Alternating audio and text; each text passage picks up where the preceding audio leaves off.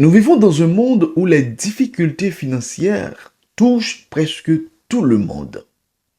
C'est que beaucoup travaillent dur, et ceci très dur, mais peinent encore à joindre les deux bouts. La raison, c'est parce que c'est très difficile. Beaucoup prient depuis longtemps, des années, des semaines, des mois, juste pour avoir une percée financière. Parfois, ils se demandent, mais est-ce que Dieu intervient réellement dans les finances? Beaucoup pensent que Dieu ne s'intéresse qu'aux choses spirituelles, à savoir la Bible, la prière, le salut, la sainteté, mais pas aux besoins matériels. Pourtant, mes frères et sœurs, la Bible montre un Dieu qui nourrit, un Dieu qui pourvoit, un Dieu qui ouvre des portes, un Dieu qui bénit le travail des mains et soutient ses enfants dans les moments de panique, dans les moments de manque. Mais attention, mes frères et sœurs, Dieu n'est pas une machine à argent. C'est que son aide financière ne suit pas toujours nos désirs, ne suit pas toujours nos pensées, mais elle suit toujours la sagesse de Dieu, le temps de Dieu et le plan de Dieu. Alors, ce matin, mes frères et sœurs, nous allons répondre à cette question, à cette grande question. Dieu aide-t-il vraiment financièrement? Bonjour à toutes et à tous et bienvenue sur Dis-le au monde. C'est que avant de répondre à cette grande question, prions le Seigneur. Seigneur éternel notre Dieu, nous venons devant toi, Seigneur, avec reconnaissance et humilité. Merci pour le souffle de vie, merci pour ta grâce et merci pour cette occasion que tu nous donnes encore d'être réunis en ton Saint-Nom pour pouvoir étudier ta sainte parole.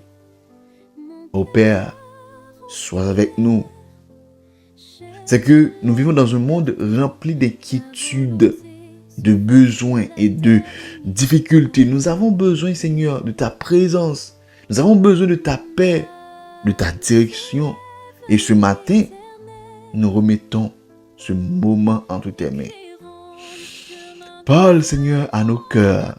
Fortifie ceux qui sont découragés et malades. Et relève ceux qui sont fatigués. Encourage, Père, ceux qui traversent des difficultés financières, des moments difficiles, des difficultés familiales, spirituelles et autres. Père, ouvre notre intelligence afin que nous comprenions ta sainte parole. Donne-nous, ô Dieu, pas seulement la possibilité d'écouter, mais aussi de mettre en pratique ce que tu as pour nous ce matin. Seigneur, bénis chaque frère et sœur, chaque personne présente. Bénis leur famille. Bénis leur travail. Père, par-dessus de tout, donne-nous un témoignage nouveau. Nous voulons gagner un témoignage nouveau. Nous voulons gagner un témoignage neuf. Et nous faisons confiance, Seigneur, avant même de nous quitter là. Au nom de Jésus, Amen. Dieu aide-t-il vraiment financièrement? Et la réponse est oui. Dieu aide réellement, mais selon ses principes. La Bible nous dit, l'argent et l'or m'appartiennent, dit l'Éternel. Mais frères et sœurs, Dieu n'est pas pauvre. Dieu n'est jamais limité. Tout ce que nous voyons autour de nous lui appartient. Les richesses de la terre, la gloire, les opportunités, les relations, les emplois et même les ressources. C'est que quand Dieu décide d'aider quelqu'un, il a 1000 moyens de le faire. Prenons par exemple Élie a été nourri par des corbeaux dans le désert. Je vais reprendre encore. Élie a été nourri par des corbeaux dans le désert. C'est que Dieu peut utiliser plusieurs moyens. Par exemple, une personne, un travail, une idée, une faveur, une rencontre ou même un miracle pour délivrer. Mais une chose à savoir, ne limite jamais Dieu à ton salaire actuel. Il y a un fameux verset dans la Bible qui nous dit, mon Dieu pourvoira à tous vos besoins selon sa richesse. Il y a une chose à remarquer. C'est que la Bible dit à vos besoins. À vos besoins. C'est que Dieu promet la nourriture. Dieu promet le vêtement. Dieu promet le nécessaire. Dieu promet la protection. Et Dieu promet la provision. Parfois, Dieu ne donne pas l'abondance immédiatement, mais il ne laisse jamais ses enfants seuls. Les créons moins quand même. Prenons par exemple encore le peuple Israël dans le désert. Le peuple a passé environ 40 ans. Radio pas jamais usé. Leurs vêtements ne s'usaient pas. Il avait de la manne. Dieu les soutenait chaque jour. C'est que cela montre que Dieu peut maintenir quelqu'un même dans une saison difficile. Dieu. Mais et pour ceux qui ne veulent pas travailler, j'aimerais vous dire quelque chose. Dieu bénit le travail et non la paresse. La parole de Dieu nous dit, celui qui ne veut pas travailler ne doit pas non plus manger. Voici une vérité importante, mes frères et sœurs. Dieu aide, mais Dieu veut aussi notre responsabilité. D'accord? C'est que beaucoup veulent le miracle. Beaucoup veulent avoir le miracle financier, mais sans discipline, sans travail, sans sagesse, sans fidélité. Parce que Dieu lui-même, Dieu bénit les efforts honnêtes. Dieu bénit la persévérance. Dieu bénit la bonne gestion. Dieu bénit l'intégrité. Isaac sema dans une période de famine, dans une période difficile, mais il récolta au centuple. Pourquoi? C'est parce que il a obéi, il a travaillé. C'est parce qu'il a fait confiance à Dieu. La prière ouvre des portes, mais il faut aussi marcher vers ces portes. Nous comprenons? Une chose importante, mes frères et sœurs, c'est que parfois Dieu utilise le manque pour nous enseigner, pour nous former. C'est que tout manque n'est pas un abandon, non. Mais parfois, Dieu forme notre caractère à travers. Dieu nous apprend la dépendance. Dieu nous éloigne de l'orgueil. Dieu nous prépare à mieux gérer demain. C'est que Joseph a connu pas mal de choses. La prison, l'injustice, l'attente avant même d'arriver au palais. C'est que, mes frères et sœurs, le retard n'est pas toujours un refus.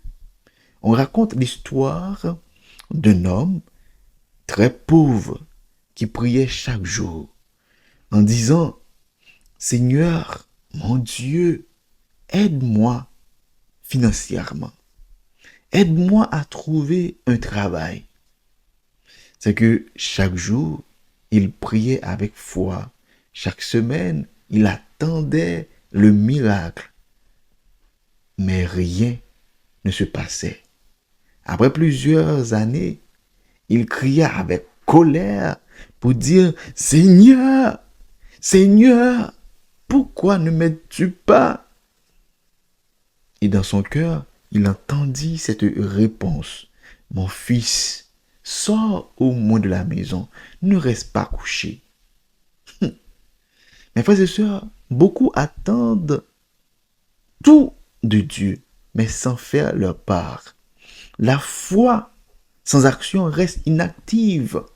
La foi sans action reste inactive, mais Dieu bénit souvent ce que nous commençons, ce que nous semons et ce que nous entreprenons avec sagesse et foi. Alors, mes frères et sœurs, Dieu aide-t-il vraiment financièrement? Qu'est-ce qu'on peut dire? Oui, Dieu aide. Mais pas toujours comme nous voulons. Mais pas toujours quand nous voulons. Nous comprenez? Et jamais pour nourrir la paresse ou l'orgueil. Dieu pourvoit. Dieu soutient. Dieu ouvre des portes. Dieu donne des idées. Dieu bénit le travail. Dieu envoie des aides. Dieu fait grâce. Mais il demande toujours, ou du moins parfois, la foi, l'obéissance, la sagesse, la fidélité. Pas même parfois, Dieu demande ça même. Peut-être que ce matin, quelqu'un est découragé financièrement.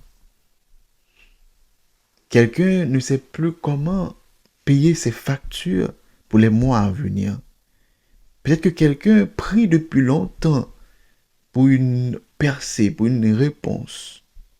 Mais j'aimerais te dire, Dieu ne t'a pas oublié. Continue à prier, à travailler, à croire, à rester fidèle. Car parfois, la provision de Dieu arrive au moment que l'on pense que tout est fini. Il y a un fameux verset que j'aime beaucoup. Et le verset nous dit, j'ai été jeune, j'ai vieilli, et je n'ai point vu le juste abandonné, ni sa postérité mendiant de pain. Je reprends, j'ai été jeune, j'ai vieilli, et je n'ai jamais vu le juste abandonné, ni sa postérité mendiant son pain.